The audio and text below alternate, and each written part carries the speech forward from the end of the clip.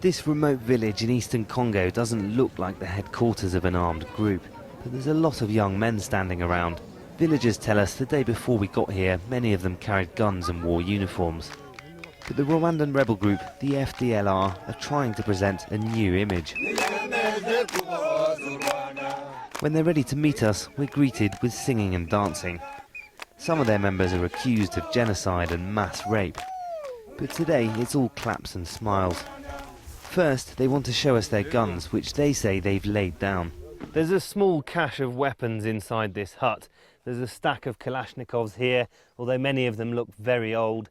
In the middle here, there's a stack of slightly larger machine guns, and on the floor there's a pile of ammunition, although there's not many more bullets here than there are guns in the room. There's only about 50 rifles in here, but there's a lot more men than that in this camp, so there must be more weapons hidden somewhere. The FDLR say that they've laid them down because they're ready to talk peace. But the Congolese army, supported by UN troops, wants these men to come out of the bush and hand over their weapons. And the rebels' old enemy, the Rwandan government, isn't interested in their demands for political recognition at home. But the FDLR's leaders say they won't be safe going back unless Rwandan President Paul Kagame negotiates. We do not want to hand these weapons to the UN. The UN wants to disarm us and send us to Kagame to be killed. We ask African leaders to instead find a solution an African way. Some other members of the FDLR are wanted in Rwanda for genocide crimes. But most here are too young to bear that guilt. The UN says many have grown up as child soldiers in Congo.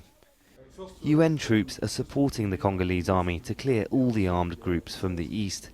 Commanders of both forces say they're ready to attack the FDLR soon. What we observe on the ground today is still FDLR continuing its activities, including doing human rights violations.